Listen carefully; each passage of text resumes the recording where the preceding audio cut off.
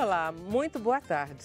No Sem Censura de hoje, nós vamos falar sobre o mapa da violência no Brasil, mas também sobre obesidade, teatro e música. Nossos convidados são Daniel Cerqueira, que é pesquisador do IPEA, que é o Instituto de Pesquisa Econômica e Aplicada, e que vai falar conosco sobre o Atlas da Violência 2017, que é assustador. Terrível. Obrigada, Daniel. Obrigado também. Nós estamos com o Hernani Cardoso, que é ator, e ele está em cartaz com a peça Maior que o Mundo, aqui no Rio, no Shopping da Gávea. Ele vai nos contar tudo sobre o incêndio, mas também sobre a peça. Obrigada, hein, Dani? Imagina, prazer. Nós estamos com o Dr. Mário Vitor Nogueira, que é cirurgião, e ele fala sobre obesidade e cirurgia bariátrica, mas também sobre poesia, algumas crônicas, enfim, sobre a vida do Rio de Janeiro, não é isso? Vou tentar. Obrigada, doutor. Obrigado a você. Estamos com Patrícia Terra, nossa colega jornalista aqui da TV também, que dirigiu o DVD Geração Semente, em homenagem à história musical da geração da Lapa do Rio, e que vai lançar também o seu primeiro documentário. Estamos loucos para saber. Obrigada, Patrícia. Vai ser ótimo falar. Estamos com o nosso produtor de web, Bruno Barros, que vai nos explicar como vocês devem, podem e tem que participar do programa hoje. Bruno, então. E aí, Vera, boa tarde todo mundo. O programa de hoje vai ser bonzão, hein? E precisa da sua participação, que tá em casa, é muito fácil. É só entrar na sua rede social, Facebook, Twitter, Instagram, vale tudo. Usar a hashtag Sem Censura, sua mensagem vai cair aqui e eu vou passar para eles. É muito simples. Maravilha. Então vamos começar pelo mais leve, que é a violência no mundo. Olha só, eu desconhecia esse mapa e eu achava que ele falava de uma violência em geral, mas ele relaciona dois dados, não é isso? Esse atlas da violência, ele fala homicídios e mortalidade. Explica para mim, Daniel, o que é, de que dados ele trata, esse mapa? Então, o Atlas da Violência, produzido pelo IPEA e pelo Fórum Brasileiro de Segurança Pública, a gente analisa várias facetas da violência com base nos últimos dados, registros oficiais do Ministério da Saúde. Tá. Então, a gente pega a base de mortalidade e procura ver ali como é que está a incidência de homicídio no território brasileiro e como é que isso acontece entre diferentes subpopulações, negra, entre mulheres, entre jovens. Analisa também a questão da arma de fogo. Então, vários subtemas a gente analisa ali para entender esse quadro trágico que nós vivemos. Porque, na verdade, você tem os dados gerais mesmo, quer dizer, não é uma pesquisa nem por amostragem, é uma pesquisa que abrange a população inteira do Brasil. Sem dúvida, nós temos todas, nessa base de dados, a gente tem os microdados de todos os óbitos que aconteceram no Brasil. E a pesquisa, no caso, a gente faz uma análise entre 2005 a 2015. 10 anos. 10 anos. Olha só, Daniel, outra coisa. Quando a gente fala de violência, a gente fala não só de homicídios, ou seja, um cara chega e mata o outro. A gente fala de mais coisas. Mas quando você faz o Atlas, por que você seleciona homicídio? Porque é o pior de tudo? Por quê? Esse é o nosso grande drama nacional, né? Em outros países, por exemplo, a questão dos suicídios é também um problema maior ainda do que o homicídio. E é considerado violência também. É violência também. E aqui nós temos um outro drama também que se refere aos acidentes de trânsito, que também mata muita gente. Mas por uma questão de foco, a gente centrou na questão dos homicídios, nas agressões de uma pessoa contra terceiros. Tá, então a gente está isolando outros fatores de violência com os quais a gente convive. Exatamente. Normalmente. Isso. O Brasil, então, apresenta que quadro? Diz aí em geral. É um quadro terrível que mostra os dados de 2015, que são os últimos dados que existem no Ministério da Saúde, que a gente chegou numa consolidação de uma estabilidade absurda do número de homicídios no Brasil. Só para você ter uma ideia, Vera, são 60 mil homicídios a cada ano, o que corresponde a mais de 10% do total de homicídios no mundo. Só para você ter uma ideia ainda, se a gente contar todas as mortes em todos os atentados terroristas no mundo inteiro, nos 5 primeiros meses do ano, isso dá menos do que se mata aqui em apenas 3 semanas. Nossa. Então, nós estamos matando muito os brasileiros, nós estamos matando, sobretudo, uma parte da população, que são jovens, que são negros e pessoas de baixa escolaridade. Então, 73% das vítimas de homicídio no Brasil não tinham sequer o ensino fundamental. Então, são negros com baixa escolaridade, que moram na periferia. e, via de regra, morrem nas ruas por arma de fogo. O Brasil é um país que não tem um armamento como os Estados Unidos, por exemplo. Os Estados Unidos é um país armado, né? Sua população é armada. O Brasil não é. E assim mesmo a gente tem, por arma de fogo, esse número. Exatamente, mas isso a gente não chegou. Não? A gente não chegou à toa aqui, né? Na verdade, a gente precisou se esforçar muito para chegar onde nós chegamos, né? Então essa é uma história que começa desde 1980, né? Quando começa o primeiro impulso ao aumento dos homicídios no Brasil. Naquele momento ali, houve uma verdadeira falência do sistema de segurança pública, as polícias não davam conta de resolver o problema, e o que as pessoas fizeram? Elas se armaram. Então nós vivemos a década de 80 e a década de 90 no Brasil, um verdadeiro período de uma corrida armamentista. Só em 2003 que houve uma refreada nesse aumento dos homicídios por conta do Estatuto do Desarmamento. Só que a partir de 2007 nós voltamos de novo a esse crescimento absurdo dos homicídios. Que a gente continua, quer dizer, a gente está virando uma sociedade armada, é isso? Sem dúvida. Porque a gente tem a sensação, olha só, a gente quando vê muito caso de homicídio, no Rio a gente vê muito caso de guerra entre facções rivais do tráfico e a gente vê muito caso de polícia e bandido. Né?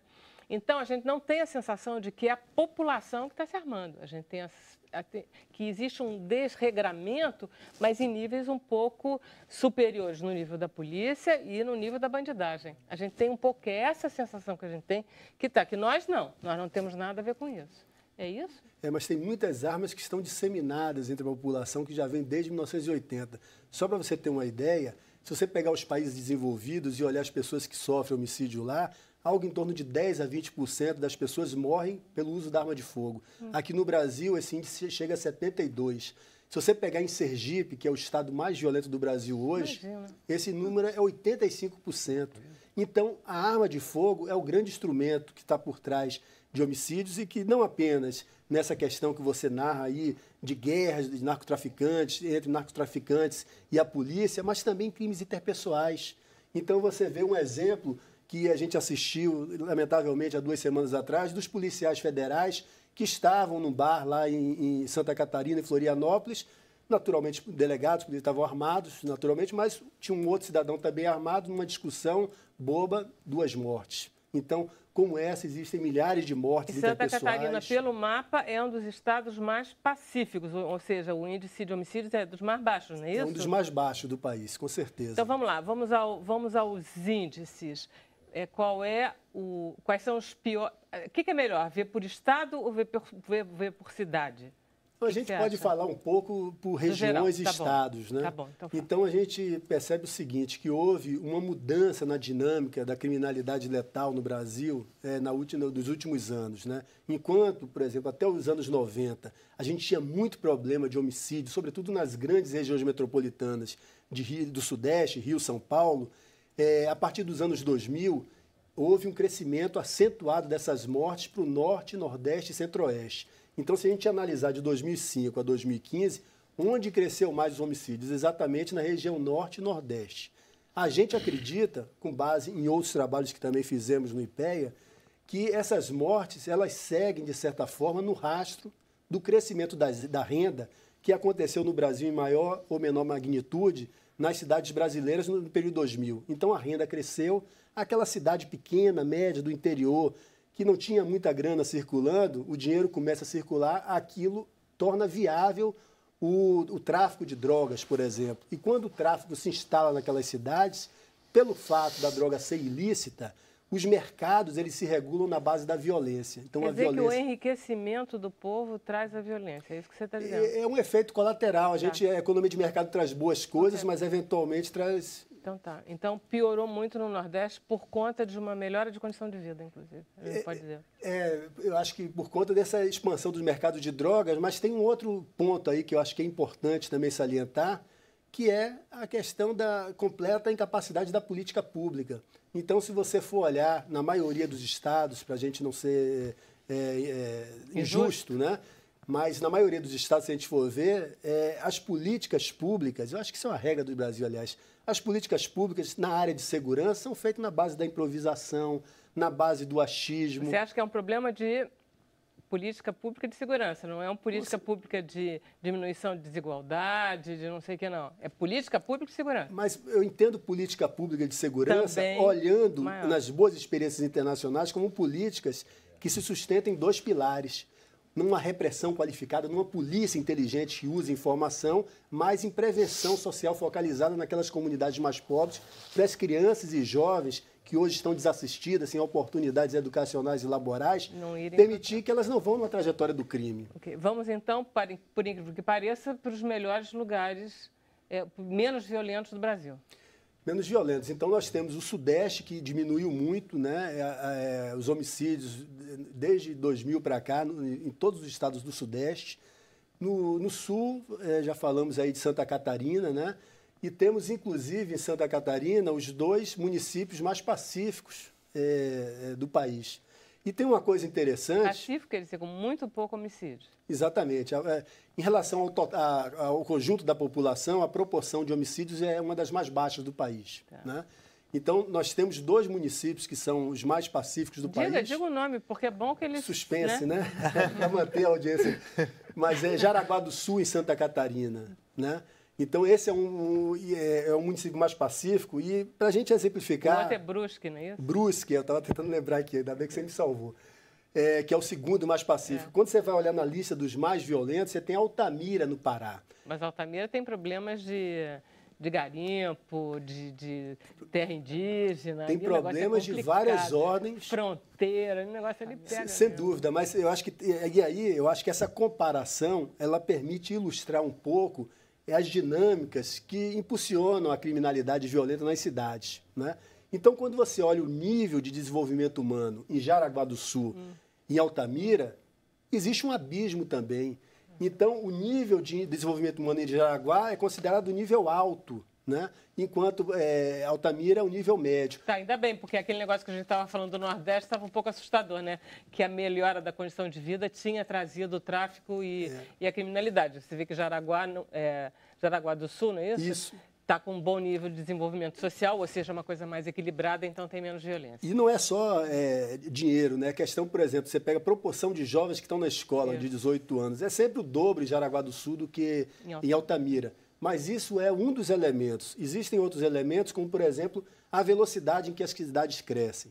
Então, Altamira, de novo, é um bom exemplo, porque houve a construção da usina de Belo Monte, e isso criou um processo muito rápido de crescimento da cidade, que gerou uma desorganização social. Então, as pessoas elas migrando para as cidades, o espaço urbano sendo transformado, e, com isso, os elos de controle social da violência, das pessoas se conhecerem, aqueles elos foram enfraquecendo, e a complexidade do espaço urbano propicia maiores oportunidades para se perpetrar o crime e também maiores possibilidades do perpetrador, eventualmente, se esconder da justiça, né? Então, Altamira, você vê muito isso daí, muito claramente. Bom, a gente vai esperar o que os nossos telespectadores estão reagindo, mas eu acho que você falou muito pouco de São Paulo. São Paulo saiu desse mapa com medalha de honra. E exatamente. Isso é muito importante para nós, porque São Paulo é a cidade mais rica do país, quer dizer, o estado mais rico do país, e está muito bem na fita. Sem dúvida. Não é? É o estado que está melhor. É o estado que está melhor. E isso é importante. Isso é um objeto de discussão, de debate, intensos debates acadêmicos, né, de vários pesquisadores no Brasil, para entender por que houve essa diminuição tão grande da violência de homicídio no estado de São Paulo.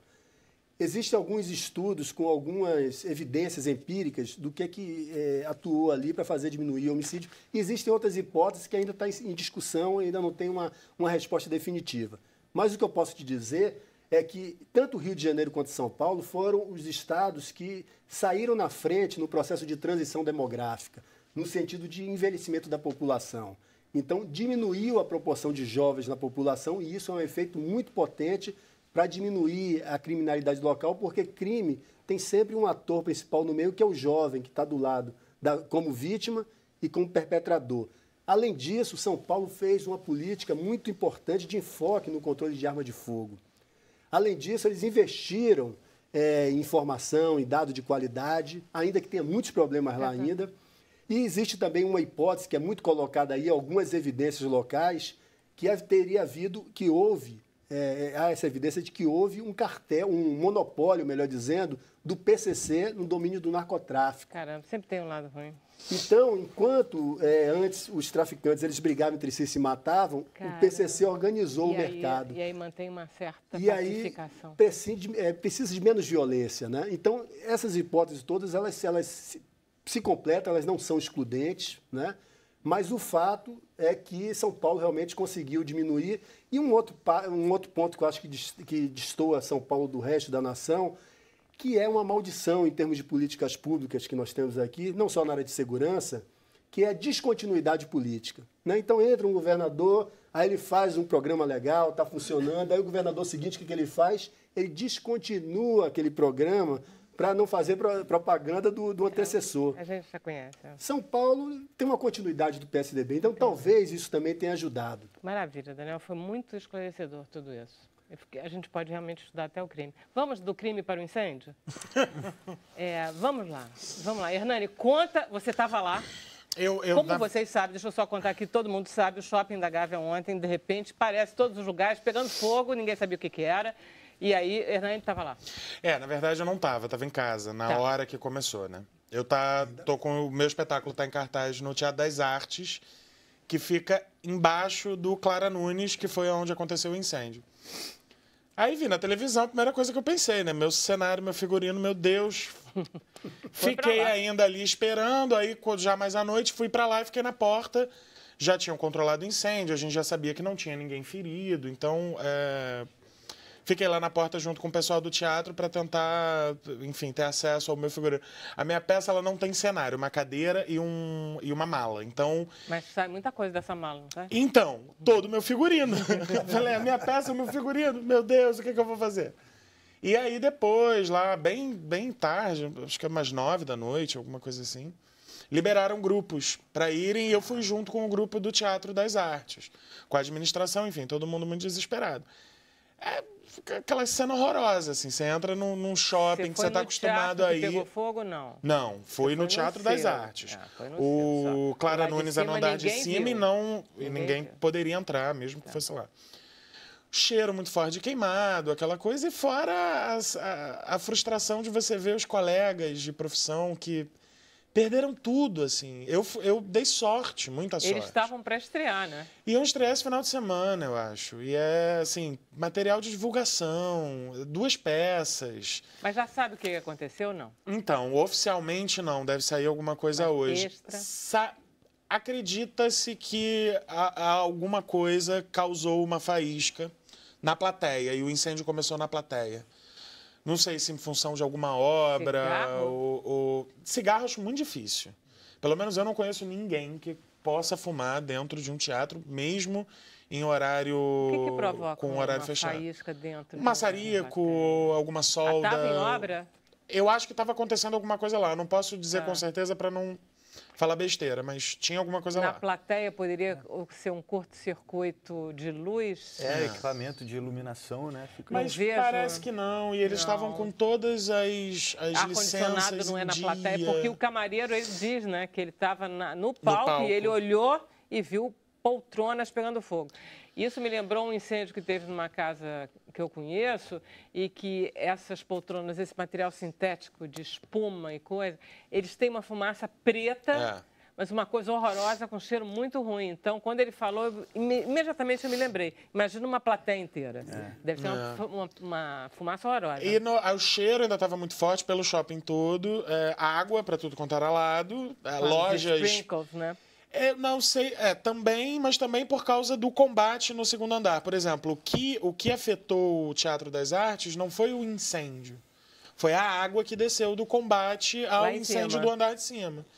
Então, plateia, palco, enfim... O teu teatro estava tudo encharcado. Encharcado. Aí amanhã a gente está com um espetáculo cancelado, porque não tem condições. Vamos ver como é que o pessoal do teatro, eles são maravilhosos e... Enfim, eles vão tentar fazer tudo da forma mais segura e rápida também, porque a gente tem que trabalhar. Todo mundo tem. E aí, na outra semana, talvez a gente retorne. Mas eu acho que o mais importante é a gente estar tendo uma vaquinha virtual para ajudar esses 2 espetáculos. Eu não vou lembrar o nome agora. O produtor é o Márcio. Se alguém souber, e puder compartilhar. Para alguém mandar para cá. Porque eles perderam cenário, figurino, material de divulgação. Todo investimento, né? Todo investimento. E não é porque é um teatro de shopping, enfim, que você paga o mínimo, que você tem um valor, às vezes, algumas pessoas olham com um olhar de, mas então não precisa, tem dinheiro. Não.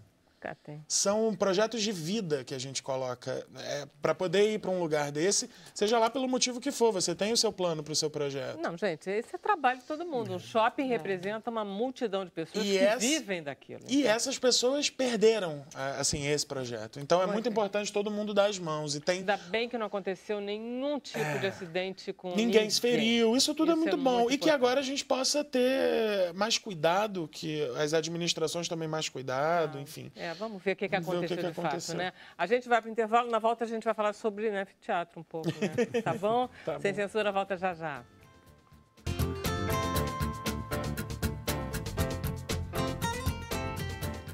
Hoje, Sem Censura está falando de música brasileira, de obesidade e de literatura, violência, enfim, até de incêndio, com o Hernani Cardoso, que estava lá com o espetáculo no Teatro do Shopping da Gávea.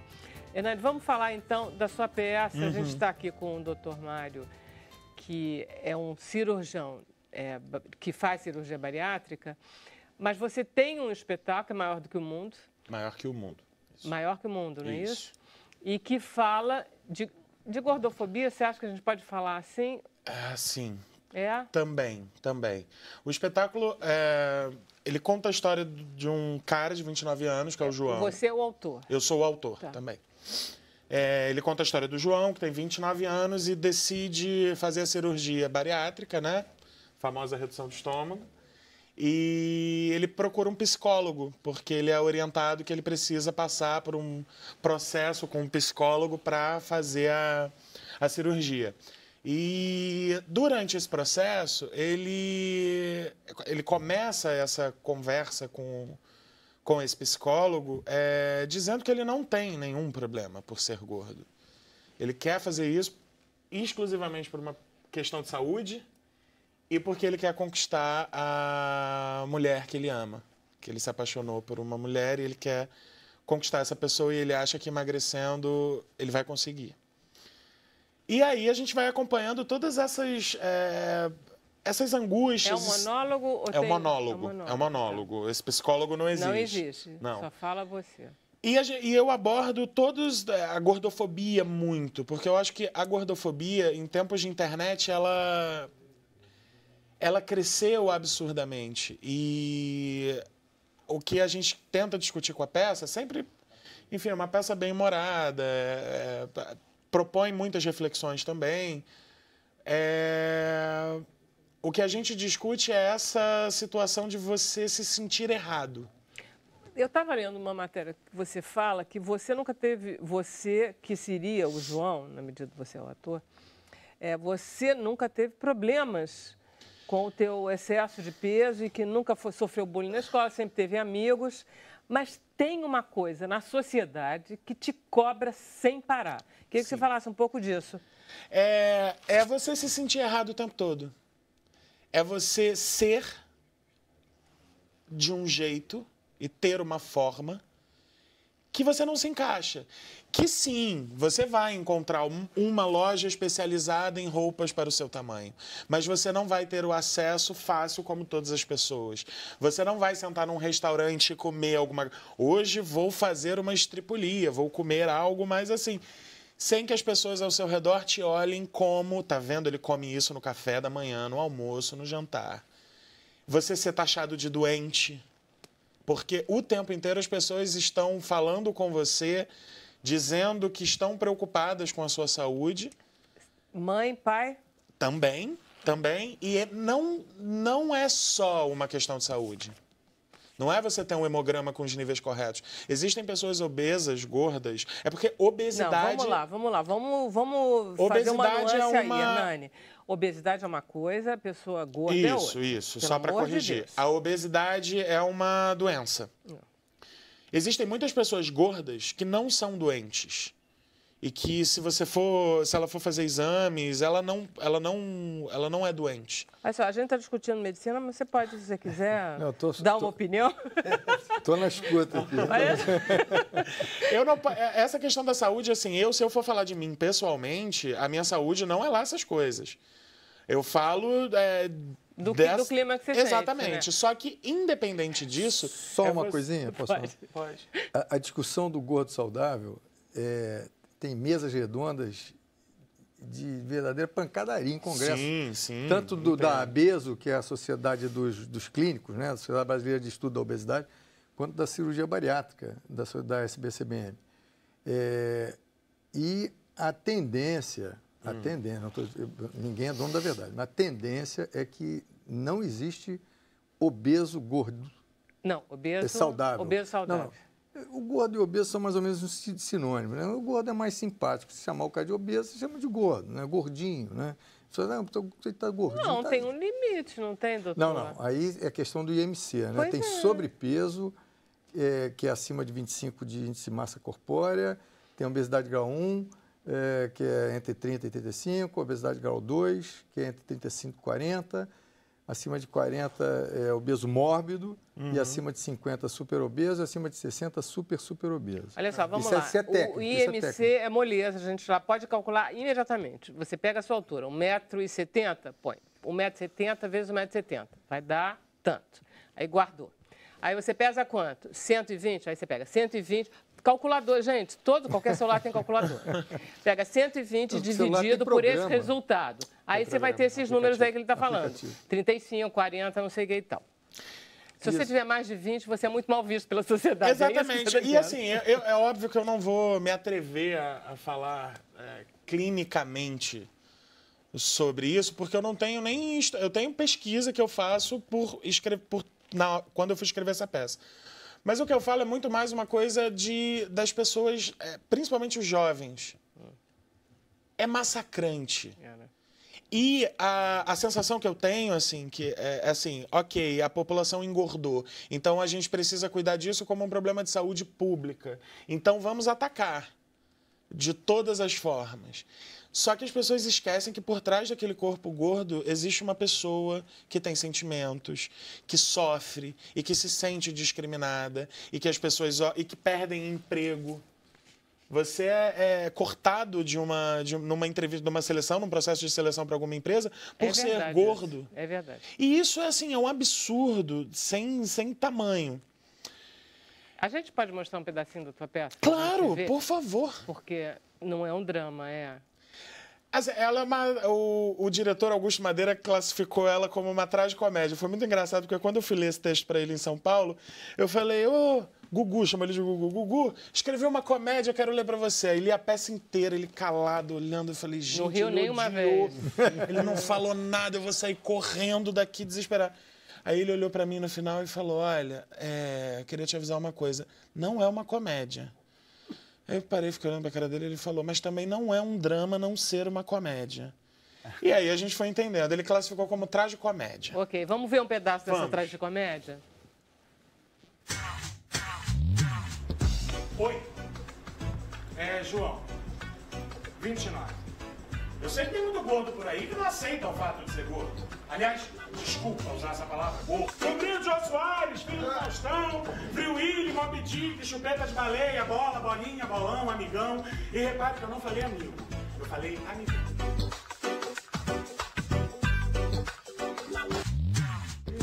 Sei lá, eu até me lembro de ser magro quando eu era pequeno. Bem pequeno. Tem um estudo que diz que se você pesa 100 quilos na Terra, em Marte, você pesa 38. Olha que coisa boa. Você não tá gordo, tá no planeta errado. Porque todo gordo é engraçado, né?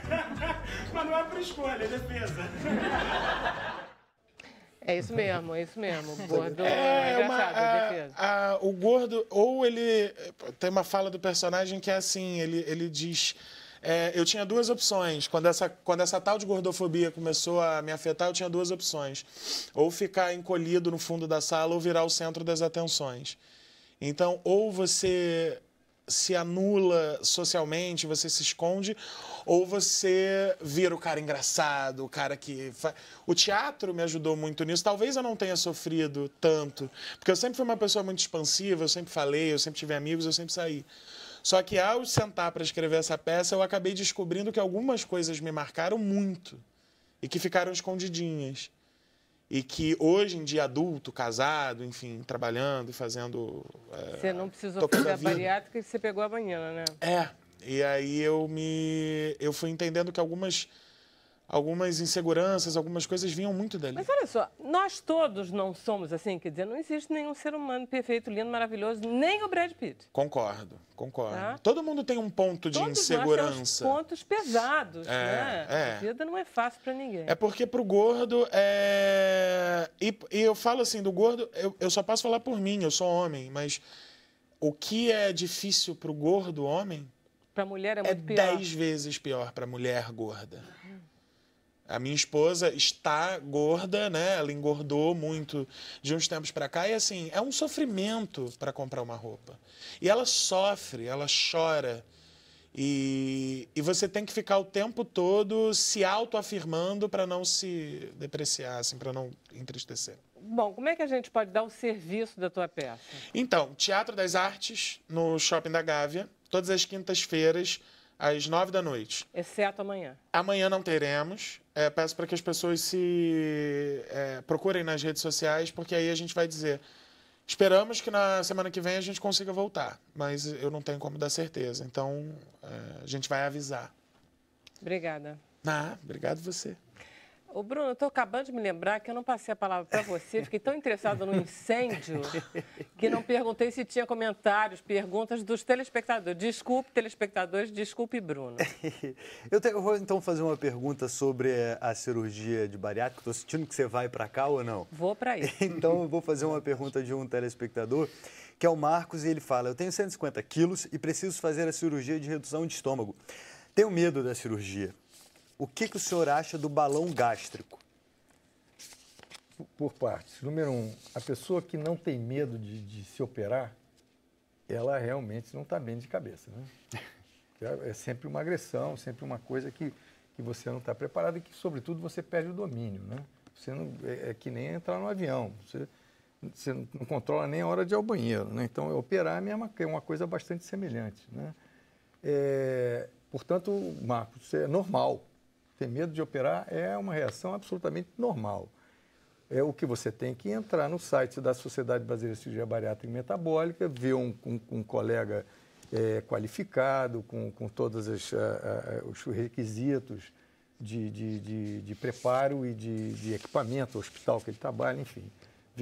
Escolher o médico certo. Isso é fundamental. Isso é fundamental. Agora, o balão, ele não é um tratamento cirúrgico.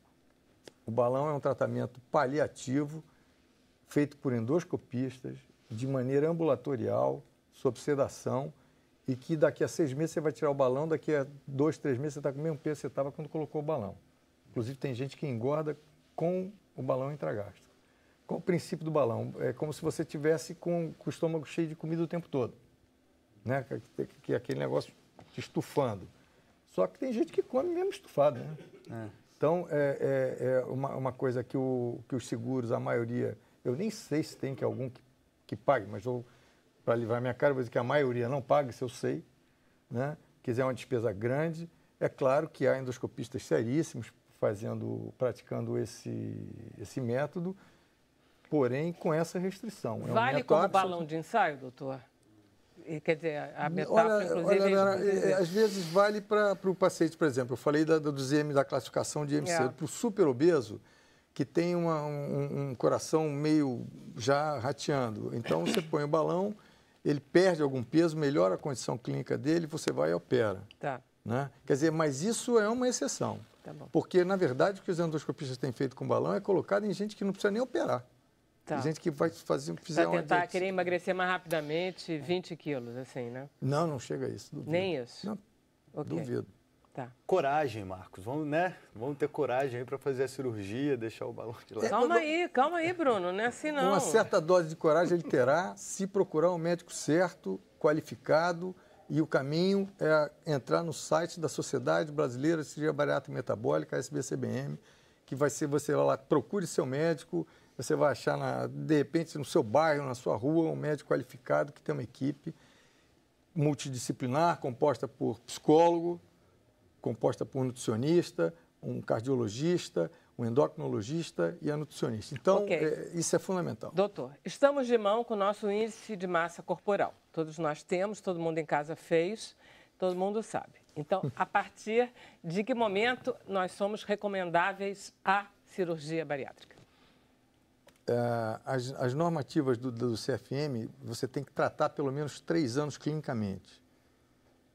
Você tem que ter pelo menos 3 anos de tentativa de emagrecimento sem a cirurgia. Sem a cirurgia, sem a operação. Mas tem algumas coisas que antecipam isso. Por exemplo, o diabetes tipo 2, que é um flagelo. Mata mais do que a violência que é um negócio assim assustador, né? E é uma epidemia mundial, né? A hipertensão, pseudotumor cerebral, ovário policístico, são 30 e tantas doenças associadas direta, hipercolesterolemia com eventos cardíacos. Então, você tem que tentar emagrecer clinicamente, tentar fazer o controle das suas doenças, das suas comorbidades clinicamente. Passado 3 anos, se você voltou a engordar ou não conseguiu tratar, está indicada a operação. Por que essa cirurgia, ela cura ou pelo menos resolve muito a diabetes? Qual é a relação entre você cortar um pedaço do seu estômago e a diabetes, que é má produção do pâncreas?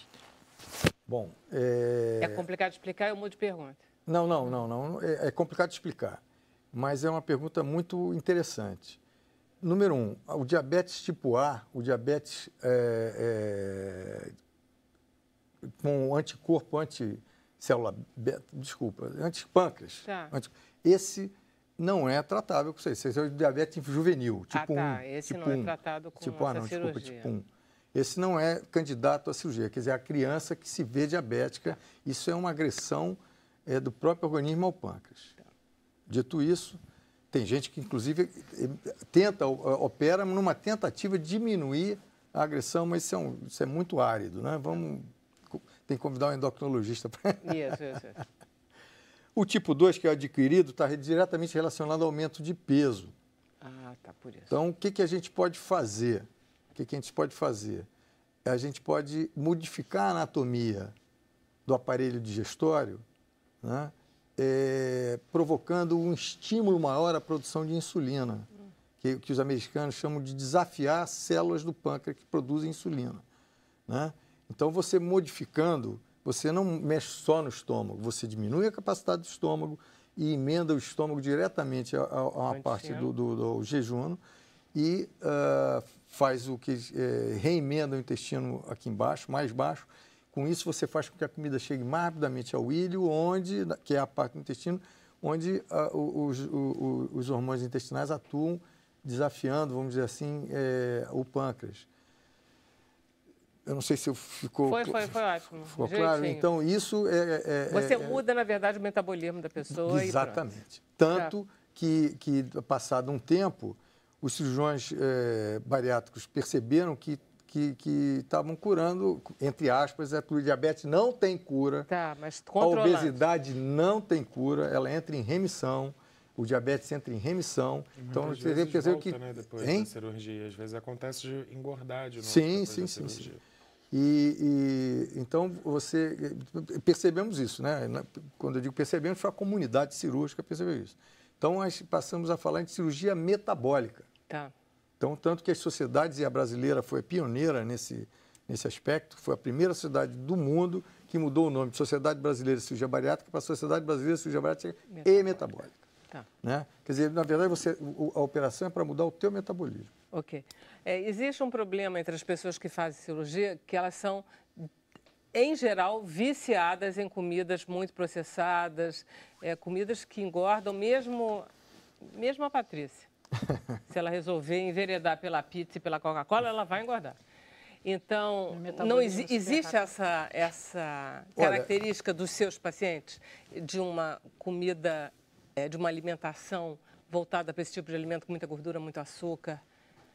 Muita porcaria, em A suma. obesidade é uma doença crônica multifatorial. Ela é ambiental, social e hereditária. Tá? Então, tem gente que diz assim, eu como pouco e sou gordo.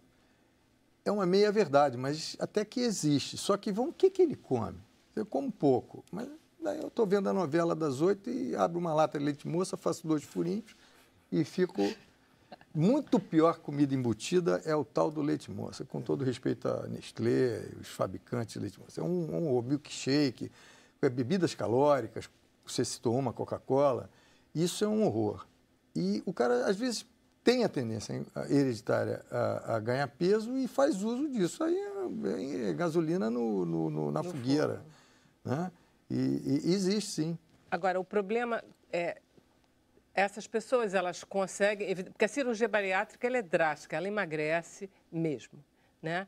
No final de 3 anos, as pessoas estão muito magras. Ele lembrou de pessoas que voltam a engordar. Elas só podem voltar a engordar, não é a cirurgia. Não. A cirurgia não tem jeito, ela está lá, ela está feita, ela continua do mesmo jeito, né? Essa é uma das aulas que eu mais gosto de dar, inclusive então falei no Mundial, que foi no Rio. O reganho de peso, ele ocorre em 20% dos pacientes. O quê?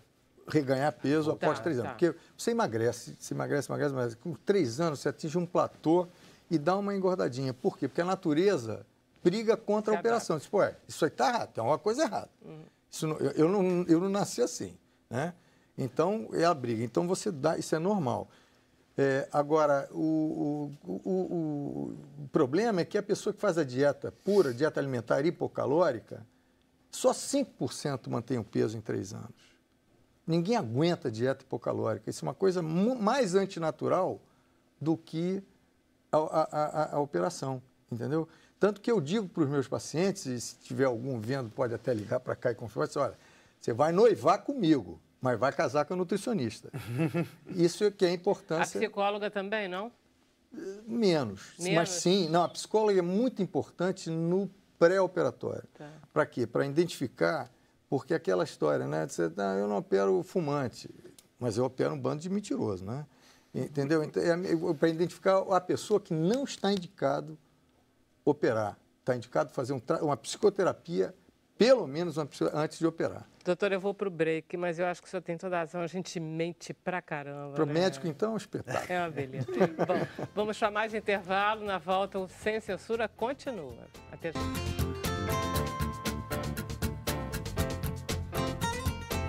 Voltamos com o Sem Censura, hoje falando da história da geração semente, de violência, de obesidade, de teatro. Bruno, temos perguntas, comentários? Olha só, eu separei 2 comentários aqui sobre o tema da violência. Do Fernando, ele fala, que passarga que nada, eu vou me embora para Jaguará do Sul, então. E a Luana, ela fala, acho que no Brasil tem tanta violência que os brasileiros acham normal. Quando algum estrangeiro ouve as nossas histórias, é que nos damos conta de que vivemos numa guerra. É isso mesmo. Aliás, vamos aqui falar bem do Rio de Janeiro. Eu li que o 10º lugar das cidades mais pacíficas está no estado do Rio de Janeiro, chama-se Teresópolis. Vocês não sabiam disso, hein? Não é? Verdade, é verdade. E tem uma história que eu quero até pedir depois para o Hernânio contar, que é a história do espetáculo que vocês apresentaram na Alemanha sobre violência no Rio, que eu acho interessantíssimo. Show. Tá, vamos lá. Mas nisso no Facebook. Tá? Mário. Então, vamos acabar com a geriátrica. Por que as pessoas... Bariátrica, desculpa. A geriátrica é a minha. Não, de jeito nenhum. Vamos...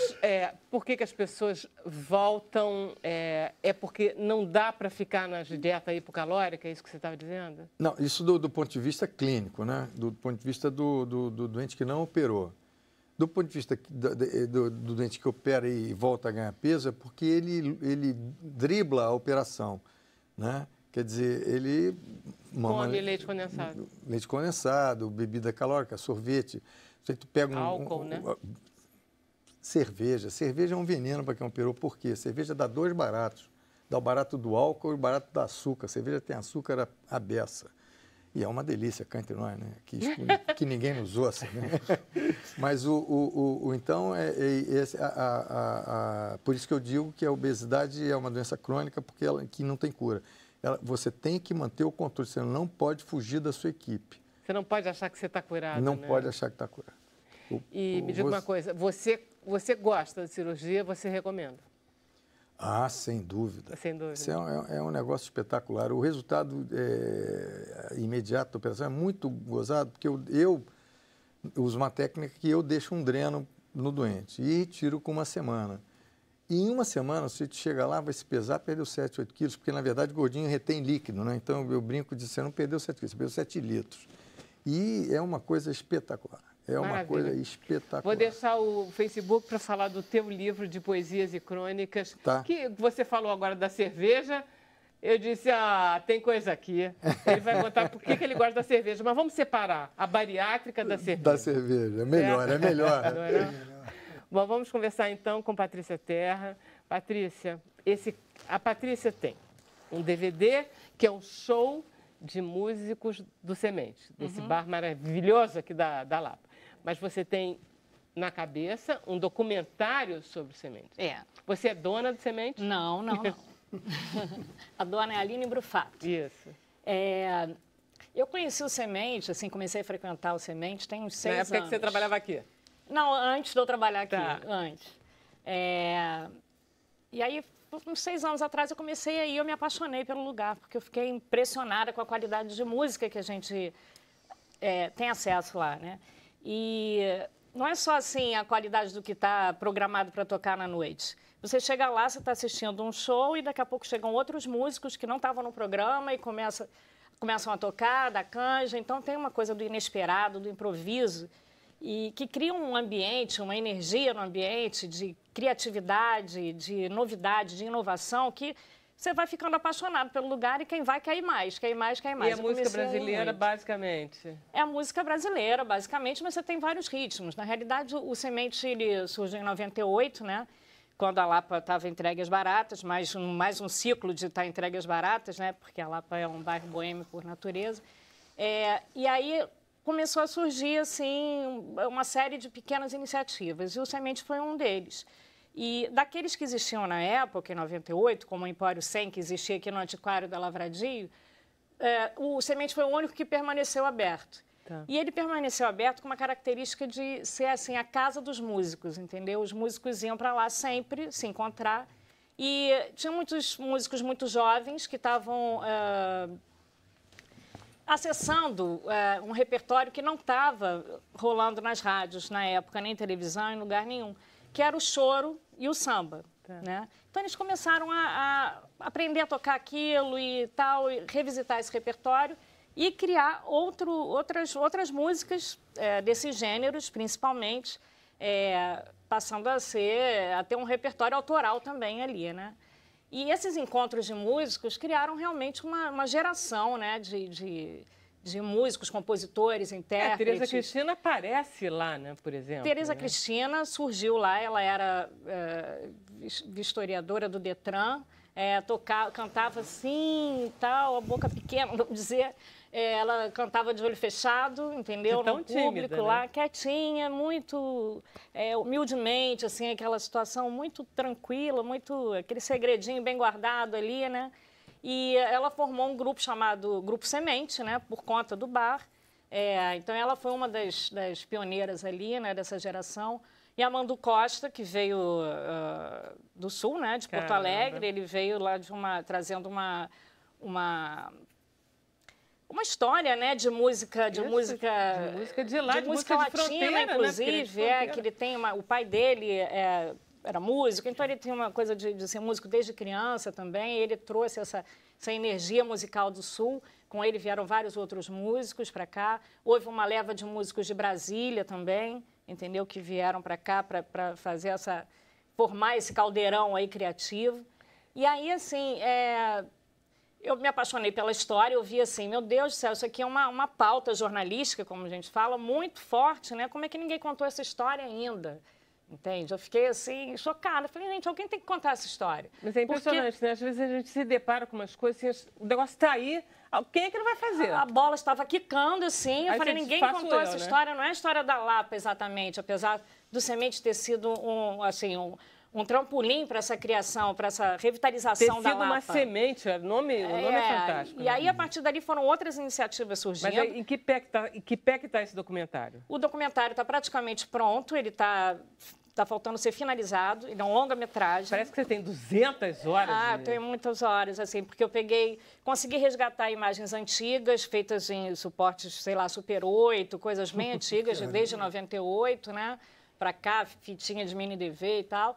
E até imagens de celular que a gente fez hoje em dia, coisas que você está lá, de repente, assistindo um show normalmente, de repente chega um Chico Buarque no Semente. E no final da noite pede para dar canja.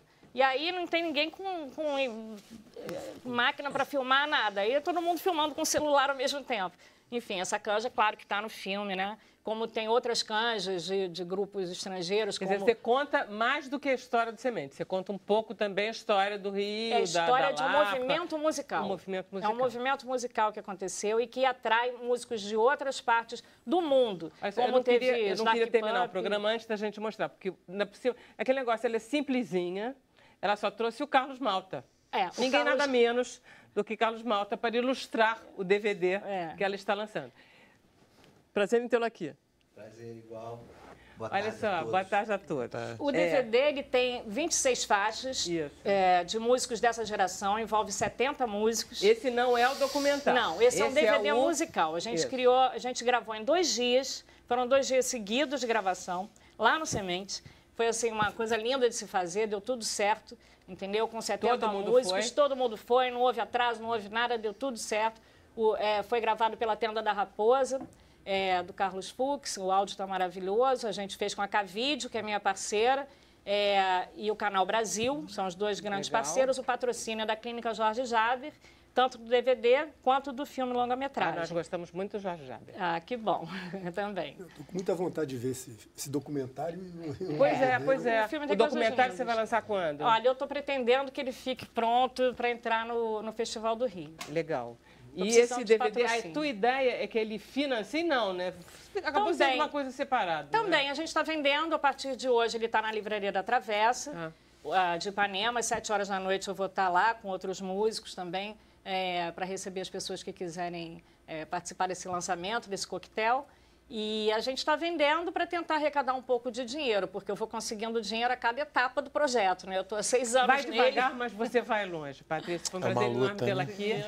Eu queria agradecer muito a presença do Daniel, da Patrícia, do Hernani e do Dr. Mário. A gente agora vai se despedir de vocês que nos acompanharam até aqui. Logo depois, se você ficar na televisão, vai ter o cenário econômico do Alberto Piotto. E a gente vai migrar para o Facebook. Mas aí a Patrícia vai nos dar um presente agora para vocês, que vai ser o número do Carlos Malta. O que o Carlos vai tocar? Bom, isso daí deve ser no Calor da Coisa número 3, né? No Calor da Coisa, inspirado por esse calor dessa coisa toda aqui, da bariátrica, da violência, do incêndio. E eu vou fazer essa música no calor dessas coisas todas, improvisando aqui, uma música sem censura.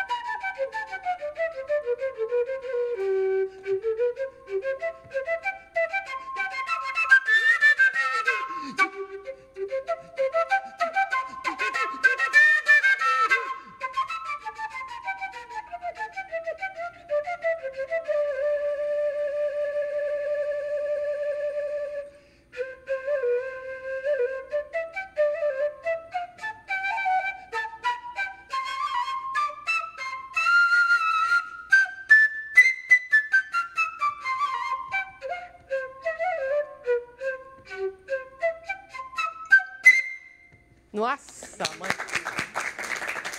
Carlos Malta, vem pra cá, sente conosco um pouco aqui. Sente aqui um pouco para participar. Só música salva. Olha só, gente. Mostra o instrumento. Olha só, eu estava vendo o querido falar sobre... A gente agora está só no violência, Facebook, tá? Né? Sobre a violência. Você já pensou você trocar um revólver por um instrumento?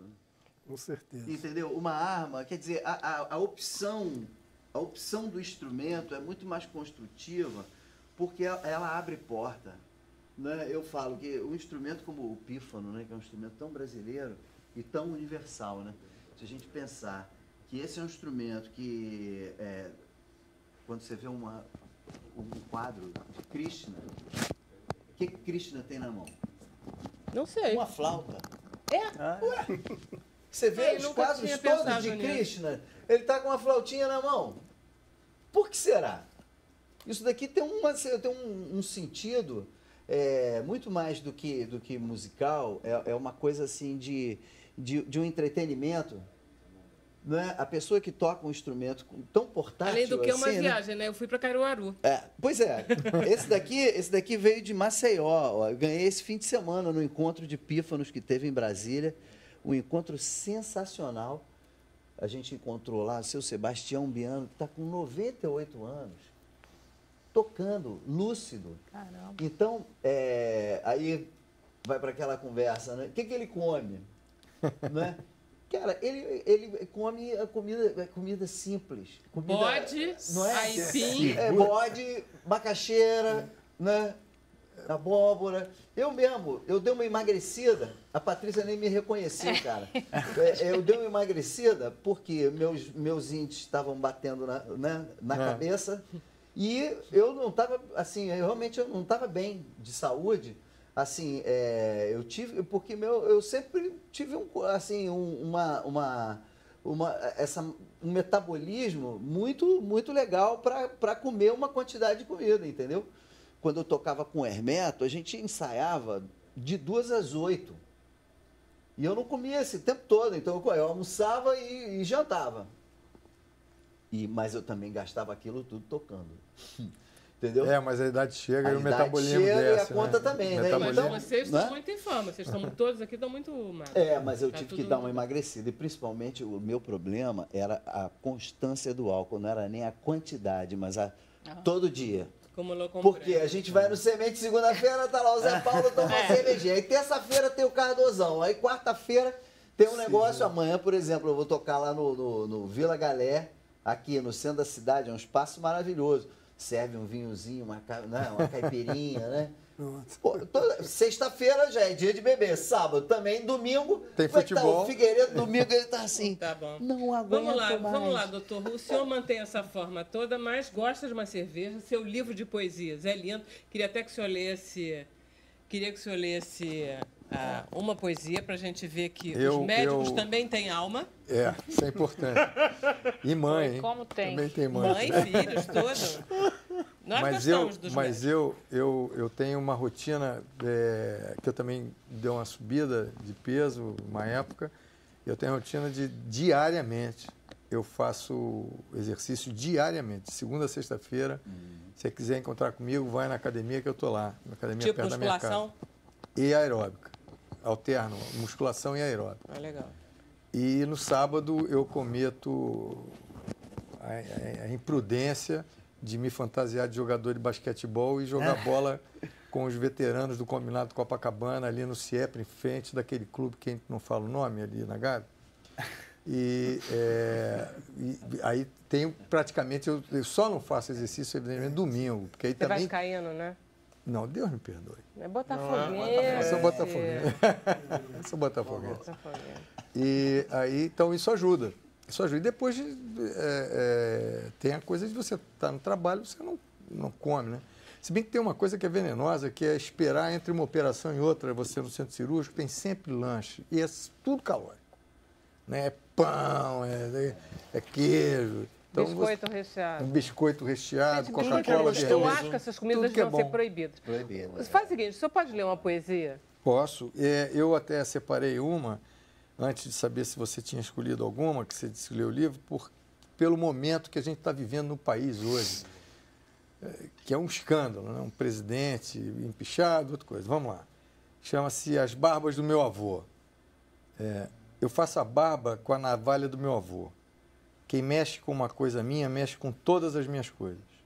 Não há ética relativa, assim como não há morte relativa. Ou você tem a vida que leva, ou leva a vida para outro lugar. Eu faço a barba com a navalha do meu avô. Me olho todo dia no espelho e vejo as minhas filhas. Nos olhos delas estão todas as coisas. Desfilam diante de mim, pela frente e ao meu lado, as farpas da vida e como as retirei.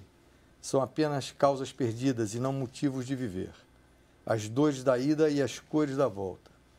Eu faço a barba com a navalha do meu avô.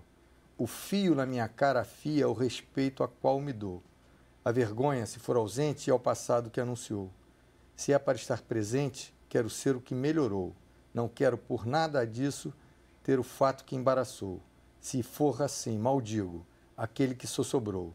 E continuo vivo com as barbas do meu avô. Muito lindo, muito lindo, muito lindo. Obrigado. Agora eu queria que o Hernani falasse um pouquinho do espetáculo que você fez na época das Olimpíadas na Alemanha, que eu achei interessante quando eu li. É Pai Sem Rosto o nome do espetáculo. Na verdade, eu não fiz como ator.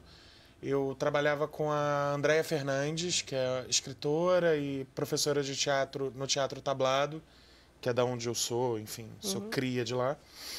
E eu comecei a trabalhar como assistente dela na turma ali, aprendendo, e ela me convidou para escrever junto com ela o que seria a peça de final de ano da turma daquele ano. E a gente ficou, enfim, início do ano, a gente queria escrever sobre outra coisa.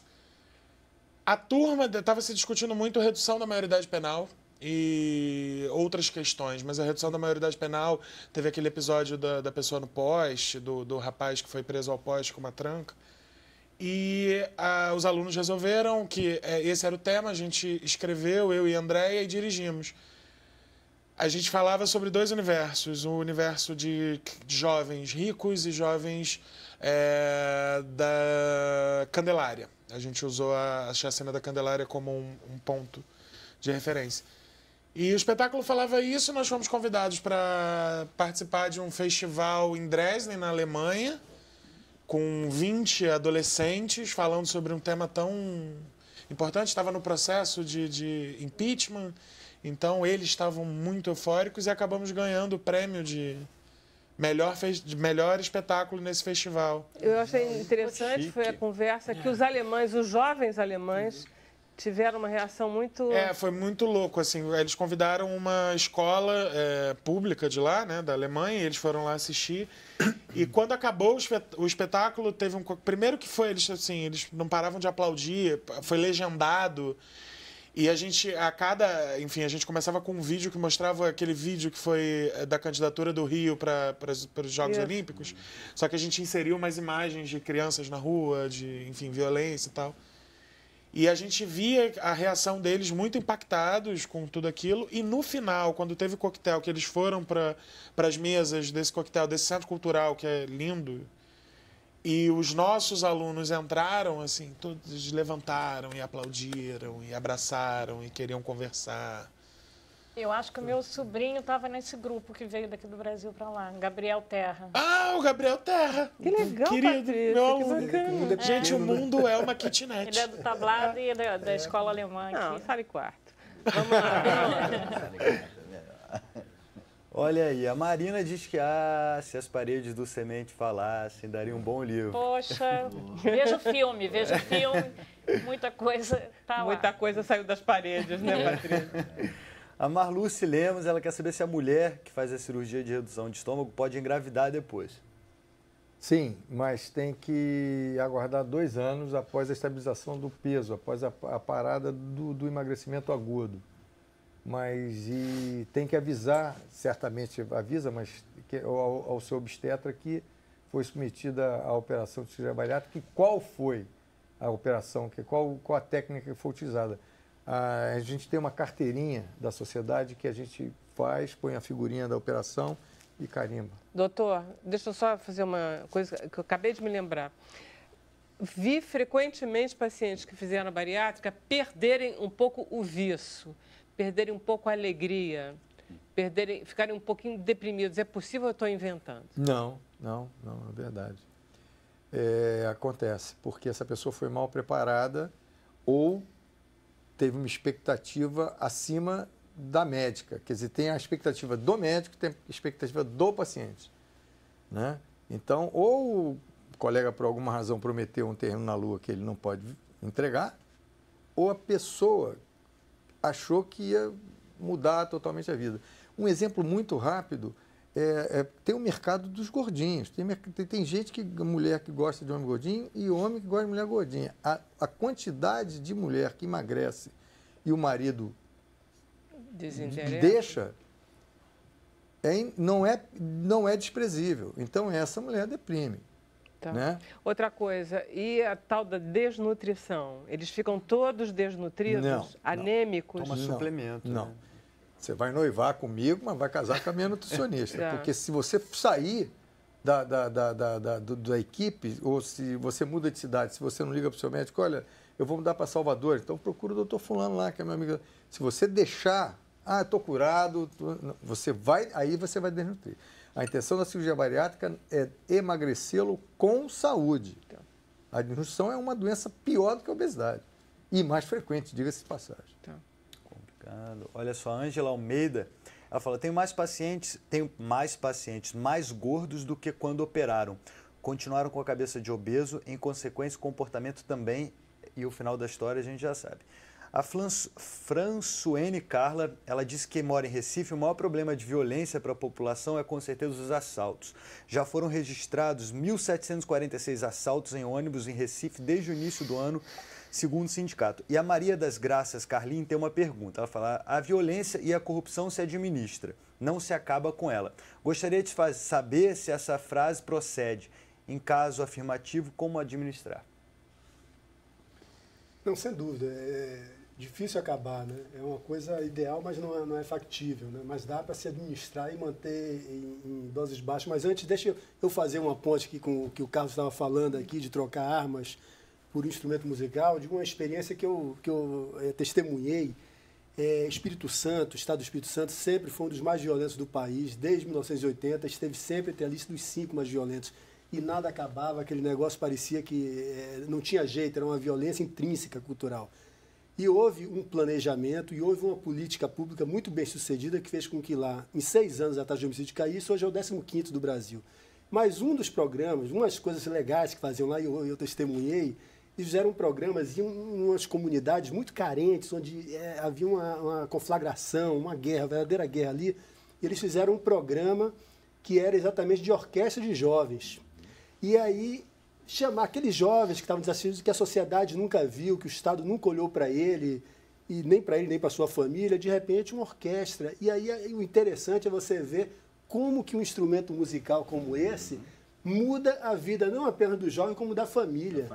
Aquele instrumento musical, dentro de um barraco, de um casebre lá que esse menino morava, ele ocupava um lugar assim, supremo na casa. Né? A família se sentia visibilizada. Então, é possível, sim, respondendo então a pergunta, né, do que fazer, é possível, sim, com primeiro, comprometimento dos governos. Em segundo, com políticas que tenham que ser baseadas não no achismo, mas no planejamento e no diagnóstico. Se a gente sabe que, por exemplo, metade dos homicídios no Brasil acontecem em 111 municípios, e que nos municípios mais violentos, metade dos homicídios acontecem em 10% dos bairros, a gente sabe onde as coisas acontecem, a gente pode fazer programas focalizados de prevenção social e a gente pode dar uma remexida geral nas polícias no Brasil que são não efetivas e trocar a truculência pela inteligência e pela informação, que é a arma mais importante. Um exemplo em São Paulo, Heliópolis. A Orquestra de Heliópolis é um exemplo de sucesso nisso, claro, conseguiu um apoio, conseguiu um âncora, que é o João Carlos Martins. O maestro, né? Exatamente. Mas os músicos são de altíssimo gabarito.